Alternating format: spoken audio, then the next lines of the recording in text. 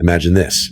You set up your tent deep in the forest, the silence pressing against your ears, the firelight flickering as shadows twist on the trees. You think you're alone, but then your phone vibrates. A message from an unknown number. It says, "How's the camping going, buddy?" You look around, heart racing. Then another text arrives. "I see why you came up here." The icy realization hits you. They're watching you right now. Or picture yourself as a child, laughing with cousins in a tent, when a woman's scream pierces the night. At first, you try to laugh it off, maybe it's just an animal. But then the scream comes again, closer, sharper, followed by violent shaking on your tent. Something is outside, something that wants you to know you're not safe. And what about the father and son who thought they were alone in a campground until the forest echoed with thunderous bangs and an alien-like growl that froze their blood? They never went camping again. Welcome to The Price Paid, where we dive into the stories that make your skin crawl and remind you the woods are never empty. Subscribe now if you dare. Part 1. The Stalker in the Colorado Woods. The year was 2020. The world had just begun shutting down under the grip of the pandemic, and most people were confined to their homes, but for one restless backpacker, it was the perfect excuse to escape. He packed his gear, loaded up his truck, and drove deep into the wilderness of Rocky Mountain National Park in Colorado. The crisp winter air bit at his skin as snow crunched beneath his boots with every step. He was searching for peace, a detox from the chaos of his life. But what he found instead was a nightmarish reminder that solitude in the wild is never truly solitude. You see, this man was carrying more than just a backpack into the forest. He carried a past that would not let him go. In 2019, a mistake at his job had cost many people a lot of money, and the fallout was brutal. His reputation crumbled. His phone was flooded with angry calls, and anonymous texts threatened him at all hours. He was forced to move apartments, change numbers, and ultimately quit his job. For months, he endured harassment that felt like it might never end. By the time he began his trip through the national parks, the storm seemed to have passed. But sometimes storms do not fade, they only wait.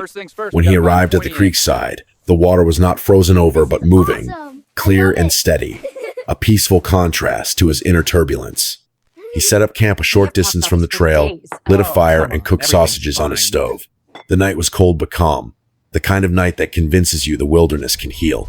He sat by the fire, reading a book, rolling a joint, convincing himself that here, at least, he was safe. The smoke rose into the night sky, and for a fleeting moment, it felt like everything was finally behind him.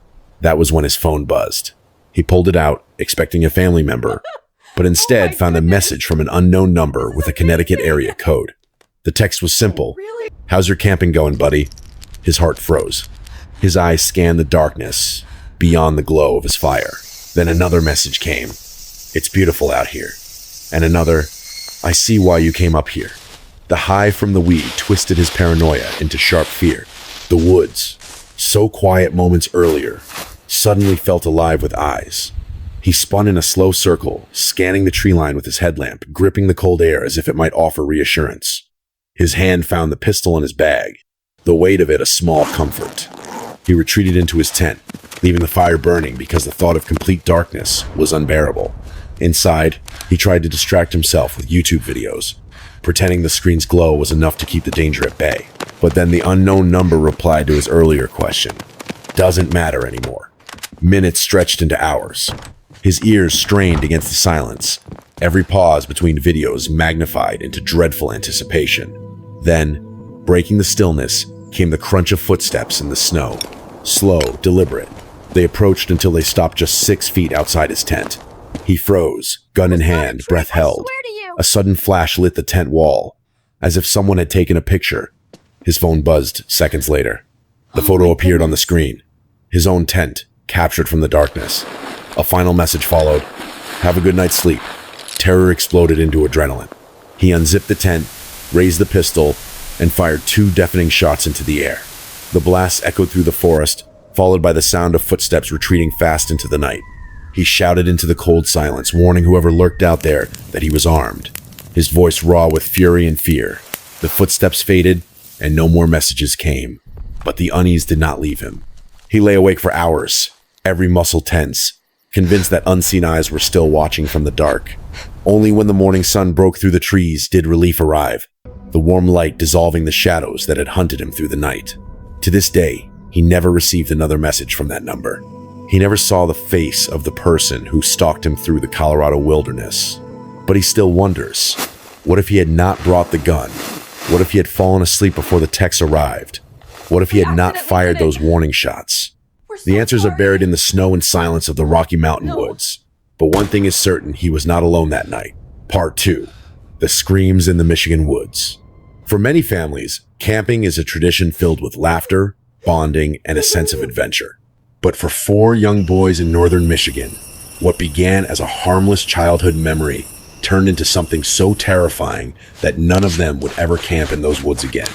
Every October, their extended family gathered at Uncle Jim's 4-acre property. His house was big, with 5 bedrooms and plenty of space for kids and parents alike. The property stretched deep into the forest, the trees marked with red paint to show where his land ended. Beyond those marks lay endless county forest, wild and empty, with no homes for miles. That fall, the boys ages 9 to 13 came up with the idea to camp out on their own. The adults, a little buzzed from drinking, agreed. The boys were thrilled, ready to prove their independence by spending the night in the woods alone. Uncle Jim and the boys' father helped them set up a large tent in a mossy clearing, just beyond the property line. They showed the kids how to secure the poles, how to flatten the ground, how to arrange their sleeping bags inside. The boys laughed, joked, and took the lesson half seriously, their excitement outweighing the fear. When the tent was ready, the group returned to the house for dinner, while the boys anticipated the night ahead. Their mothers were not convinced. They argued that the children were too young, too vulnerable. But their fathers brushed it off with jokes, saying the boys would be close enough for their screams to be heard if anything went wrong. The boys themselves weren't worried. They wanted the thrill of the woods, the kind of memory they would talk about for years. Later that night, the fathers led them back into the dark forest. Each boy carried a flashlight, their beams cutting through the blackness. They arrived at their tent, zipped themselves inside, and arranged their belongings. It felt like a small adventure, their own little world away from the adults. To pass the time, they pulled out a deck of Uno cards and circled around the light of their flashlights. The laughter of competition filled the air, the night seeming safe, the forest around them a silent bystander. Then, from the distance, a scream shattered the calm. It sounded like a woman screaming, sharp and high-pitched. The boys froze, eyes wide, staring at each other in the glow of their flashlights.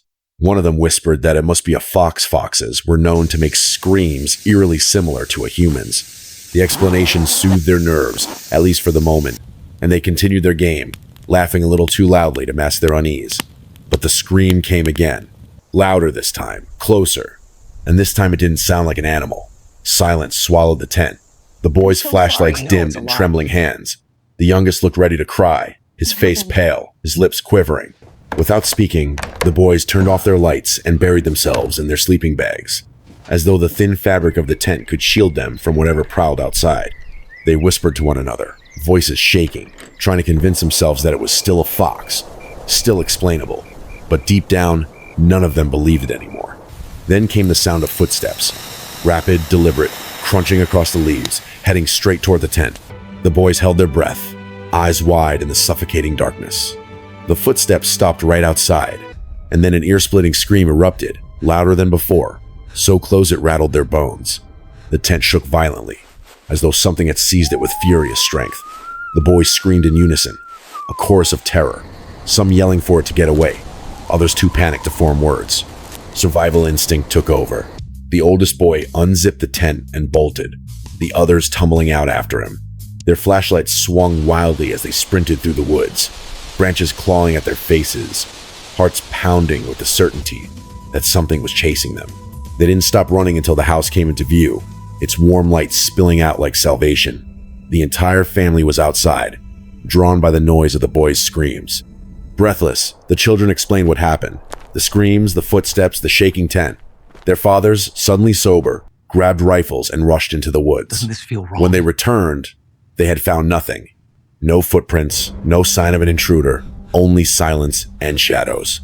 The boys were safe, but something in their innocence had been broken that night. They learned that the darkness of the woods holds secrets no child should confront. Even worse, when they accused their fathers of staging the event, sending one of the girls to scare them, the girls were already asleep in bed. The realization was chilling. Whoever, or whatever, had stalked their tent that night was not part of their family. The tent was dismantled the next morning, carried back to the house with shaking hands. That was the first and last time the boys ever camped in those woods. Even after, they never dared play outside after dark. The memory of the scream, the shaking, and the chase lived on, a haunting reminder that not all childhood adventures end with laughter. Some end with nightmares you never forget. Part 3. The darkness in the forgotten campground. For a father and his son, camping was supposed to be a way to escape real life. They had made it a tradition to leave behind the noise of the city, to spend nights under the stars, cooking over open flames, laughing, and sharing the quiet beauty of the outdoors. But 2 years ago, on land that carried the deep history of Native American tribes, they encountered something that stripped away every illusion of safety. What happened there was so unsettling that neither of them has camped again since. The first night was perfect. Families were scattered across other campsites, their fires glowing in the dark, their laughter and music drifting faintly through the trees. The air was cool, the smell of roasted marshmallows and burning wood hanging in the night. They swapped stories with neighbors, cracked beers, and enjoyed the kind of serenity that only the wilderness can offer. When they crawled into their tent that night, they felt at ease, secure in the shared company of strangers nearby. The second night, everything changed. The staff at the information center casually mentioned that no one else had booked a site. The campground would be theirs alone. Did you hear that? At first, it sounded like a dream. Total privacy. No noisy neighbors, no interruptions. They hiked the trails, fished in the river, even played spooky podcasts by the water for a laugh, joking about leaning into the atmosphere. But by the time the sun set, their laughter faded. The air had grown heavy, the twilight sky holding on longer than it should, the forest around them stretching endlessly in every direction.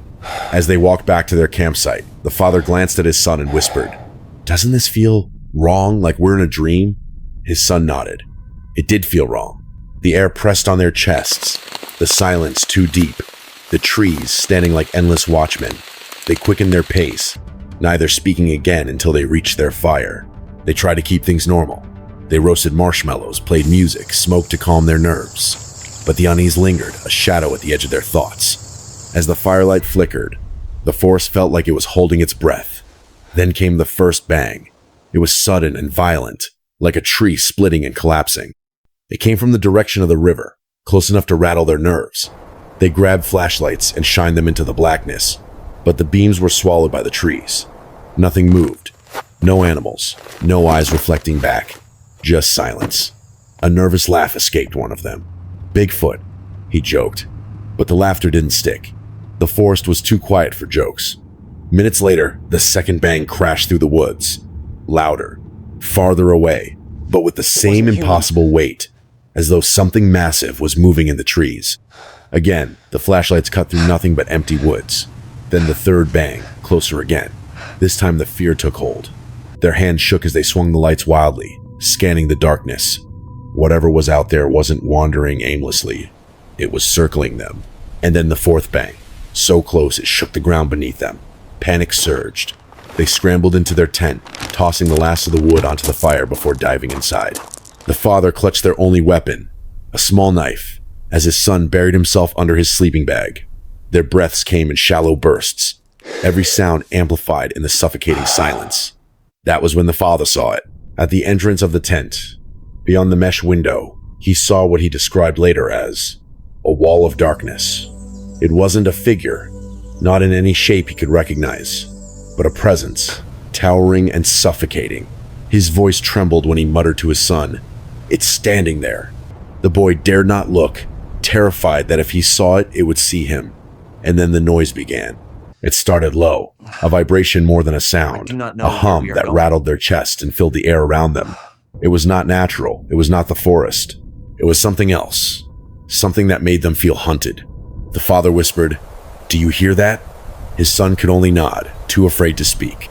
Minutes dragged by, the vibration intensifying, until another sound pierced the night. It was guttural, alien, something neither of them could describe. The closest comparison was a monster from a show, but this was no fiction. It was real. It was circling them. They stayed frozen in that tent, too afraid to breathe, praying it would go away. And then, without warning, everything stopped. The vibration, the growl, the presence. They didn't remember falling asleep, but when they opened their eyes again, it was morning, or at least it should have been. When they checked their phones, both were dead. They had been fully charged the night before, yet now they would not turn on. Their firewood had burned away, their food untouched. The forest was silent, wrong in a way they couldn't explain. They stepped outside cautiously, standing back to back as they relieved themselves, both still scanning the trees. Nothing moved. Nothing made a sound. They packed in silence. They didn't speak until they were in the car, the forest finally behind them. When they did, they realized they had felt the same thing that night, the sense of being watched, hunted, tested. The father confessed that what he saw at the tent was not human. The son admitted he was glad he hadn't looked, afraid that if he had, he might never forget it. To this day, they don't know what it was. Not an animal, not a man, not anything they had ever read about or heard described. Whatever it was out there in those woods, and they would never set foot there again. Part 4, the common thread of Terror 3 stories. 3 campsites, 3 unforgettable encounters that changed the lives of those who experienced them. At first glance, they seem like separate nightmares, but when you listen closely, a chilling pattern emerges. The wilderness, so often romanticized as a place of peace and freedom, becomes instead a stage for terror where human safety dissolves into the unknown. The first man carried his past into the woods, believing that solitude in the Rocky Mountains would heal him. Instead, it made him a target. His history of harassment resurfaced in the form of messages that could only have been sent by someone watching him. Every step he had taken, every moment by his fire, had been observed. The gunshots may have saved him that night, but they did not erase the knowledge that someone had stalked him into the wilderness, waiting for him to let down his guard. The children in Michigan had no past mistakes haunting them. They were innocent, excited, hoping only for an adventure away from the adults. Yet innocence is not a shield. Their tent became a prison, the thin fabric trembling against the screams and footsteps of something outside. For them, the terror was raw, immediate, and incomprehensible. Their small minds searched for explanations, maybe a fox, maybe a trick, but the truth was undeniable. Something had approached their camp, shaken their shelter, and sent them fleeing for their lives. Childhood ended in that clearing, replaced with the knowledge that sometimes the dark holds things you cannot explain away. And then there were the father and son. Their bond was meant to be strengthened by a quiet weekend under the stars. Instead, it was tested by forces they could not name. The forest grew hostile, the air itself turning into an enemy. The bangs, the vibration, the guttural growl-saw signs that something massive, unnatural, and perhaps not even of this world was toying with them.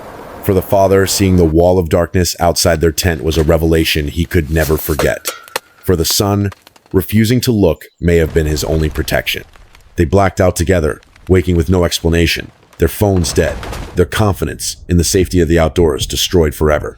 So what ties these 3 stories together? It is not just fear. It is the intrusion of the unknown into the most vulnerable human moments. Camping strips away the walls of houses, the comfort of electricity, the illusion of control.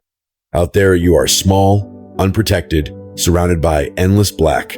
Whether the danger comes in the form of a stalker, a deranged stranger, or something unearthly, the result is the same. Isolation magnifies terror. Think about it. You lie in a tent, your only barrier a thin sheet of fabric. Every sound becomes a potential threat. Every rustle, every crack of a branch, every gust of wind could be something watching, waiting, moving closer. You convince yourself it is nothing, because the alternative is unbearable. But what if it is something? What if the footsteps really are human? What if the screams are not animals? What if the presence outside your tent is older and darker than anything you can imagine? The man in Colorado learned that enemies can follow you farther than you expect. The children in Michigan discovered that innocence does not protect you from the malice of strangers. The father and son came face to face with something that defied logic, something that left them doubting reality itself. Different ages, different locations, different circumstances, but all united by the truth that when the forest grows quiet and the night closes in, you are never truly alone. Even more disturbing is what remains unanswered. Who was stalking the camper in Colorado? Was it revenge, a stranger, or someone who knew his past? Who screamed outside the boys' tent in Michigan? And why did they choose to torment children? And what exactly was circling that forgotten campground, pounding the earth and growling in voices not of this world? These questions linger because they cannot be answered. They linger because the unknown is the most terrifying predator of all. It does not matter if the threat is human or supernatural, the effect on the victims is the same. The fear seeps into their bones, reshaping their lives, ensuring they never again look at the wilderness as a place of safety. So, the next time you pack a tent, the next time you step into the woods with your flashlight and your bag of supplies, remember these stories. Remember the man whose phone revealed a stalker watching from the trees. Remember the children who fled into the night as screams and shaking tore through their tent. Remember the father and son who felt hunted by something their minds could not comprehend. The price of adventure is not always a mosquito bite or a sprained ankle. Sometimes the price is terror. Sometimes it is the realization that you are prey. And if you want to keep uncovering the stories that remind us just how thin the line between safety and horror really is, subscribe to The Price Paid. Because the darkness has many voices, and here, we make sure you hear them all. Conclusion: when the forest turns against you, the wilderness has always carried two faces. By day, it is freedom, beauty, and the reminder that the world is vast and alive. By night, it becomes something else entirely. Shadows stretch long, silence presses in, and the imagination begins to race. But as the three stories remind us, sometimes it is not imagination at all. Sometimes the forest truly hides dangers waiting for you. The man in Colorado thought he was escaping his troubled past when he hiked deep into Rocky Mountain National Park. Instead, he discovered that no distance could shield him from a stalker who seemed to know his every move. The messages on his phone proved he was not alone, and the photograph of his tent in the middle of the night left no doubt. His only protection was the weapon he carried. Without it, the story might have ended in silence, swallowed by the snow. The children in Michigan had no enemies, no reason to expect malice, and yet they were targeted by something cruel and merciless. Their night of independence turned into a nightmare of screams and violent shaking. For them, survival meant running blindly through the woods, their innocence replaced forever by the knowledge that the dark can hold horrors even at the edge of your own family's property. And for the father and son, what began as a peaceful trip became a confrontation with the unexplainable. The bangs that circled their campsite, the vibrations that shook their chests, the guttural sound that no animal could produce, all of it pointed to a presence not bound by the rules of nature. Their phones drained of power, their memories cut by a blackout, they left the campground not only afraid, but also changed. They no longer trusted the wilderness, no longer trusted the safety of being alone. So what do we take from these stories? The lesson is both simple and terrifying. When you leave behind the walls of your home and step into the wild, you also leave behind the illusions of control. A tent will not protect you from a determined stalker. A flashlight will not stop something inhuman. A scream in the distance could belong to anyone or anything. The forest is vast, and in that vastness, we are very small. The best defense is vigilance.